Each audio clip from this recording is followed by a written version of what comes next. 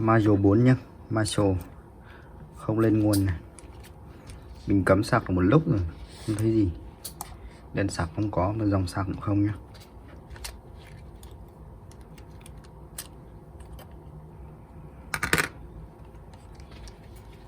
Bo mạch chính ở đây nhá.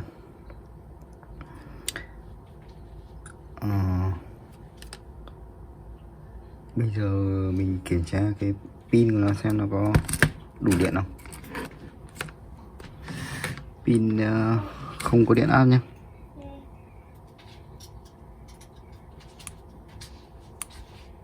Không có điện áp pin này.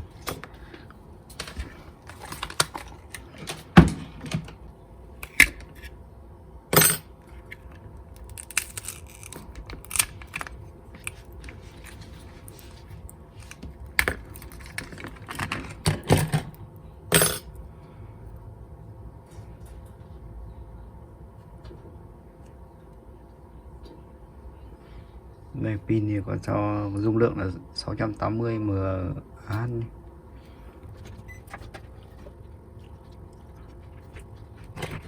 Ok nhé. Vẫn có 5V này.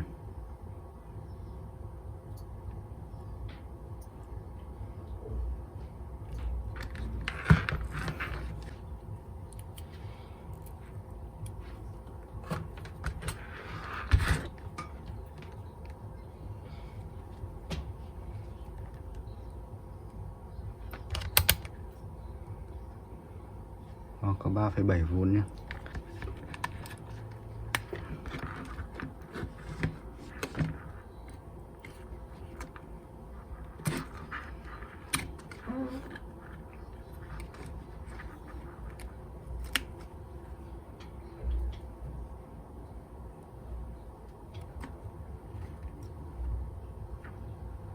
Không được nhé, không thấy có ý kiến gì cả.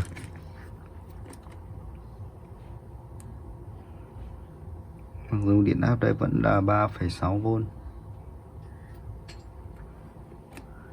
và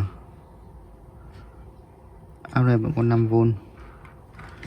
Thế thì sẽ có mất điện áp sạc nha, không sạc.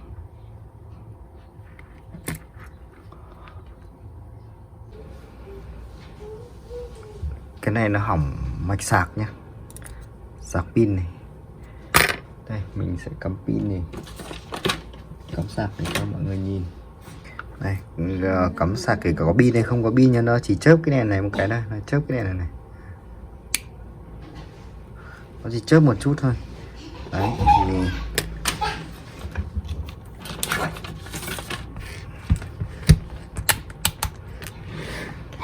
mình kiểm tra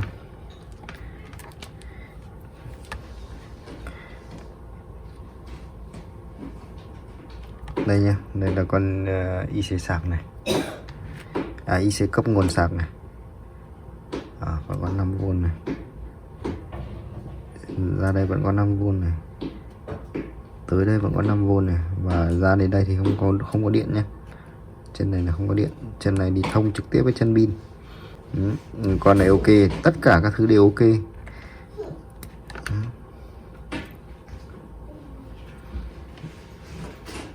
Thì bây giờ mình sẽ tiến hành là chế cái này, chế con này thì nó là đây, nó là TL.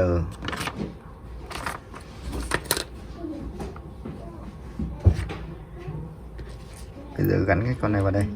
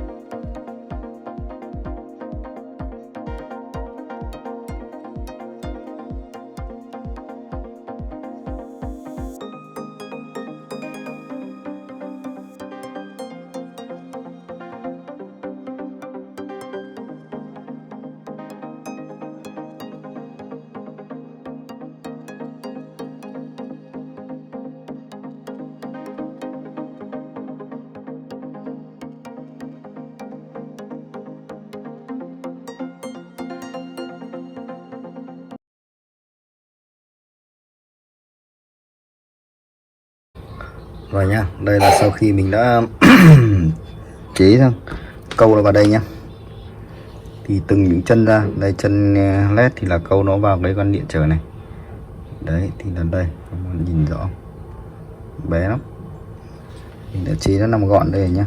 Giờ mình thử hàn pin vào để kiểm tra xem nào.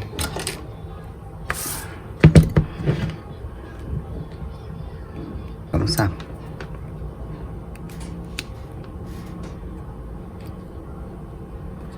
Ok, đã báo sạc này nhé. Đây đã báo sạc và dòng sạc thì đây mình cái chờ tí.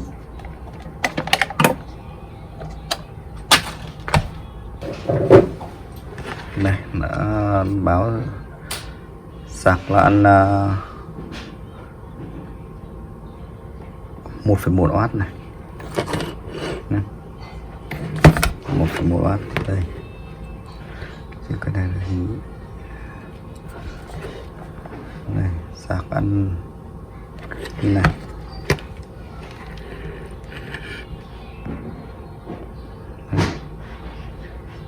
Ok nhé.